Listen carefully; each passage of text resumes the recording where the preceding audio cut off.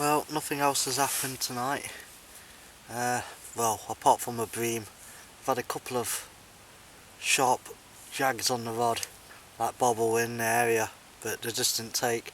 They've probably seen so many of their mates being caught that they're just, well, they're just very cagey, and don't really want to get on to take the bait. Now, if I had pellets with me, maybe I would have used a 14mm pellet or something different to convert those plucks and sharp jags into actual positive takes, but fortunately, I think obviously with just having the boilies, it's probably made things a little bit difficult to get that fourth double. But I've got to be happy with tonight. I've done really well. Had three really nice barbel and two actually big chub. One a PB and the other one over 5. So got to be happy with that. I think I've just got to stock up on my batteries now for everything else that's going. My light, that's one thing, and my scales. But it's been enjoyable. I've given it really till last knockings, to be honest. It's getting on for 4 o'clock now and doesn't look like anything else is going to happen. Usually if you don't get anything between 3 and 3:45, it's usually isn't going to happen. But it's really slowed down after that last barbel. I had a couple of, like I say, sharp pulls that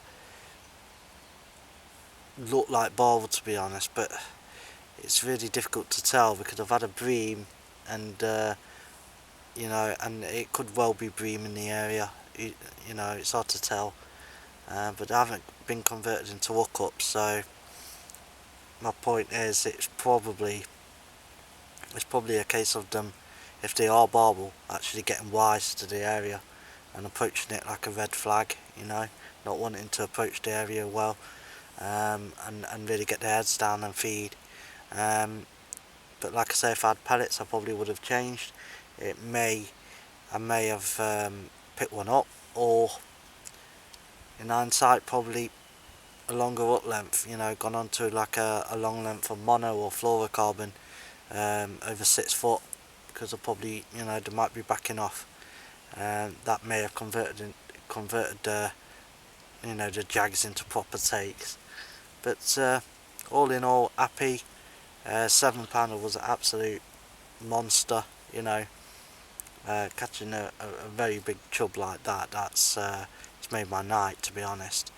And the 3 doubles have really just topped it off. The 13 tooth was a real lump. So I don't think you'll be hearing from me again tonight. So if that's the case, I'm going to give it another 15-20 minutes, but if nothing happens, then I'll see you on the next video blog. I don't know really whether I should go through what I've been using. I'll just tell you briefly.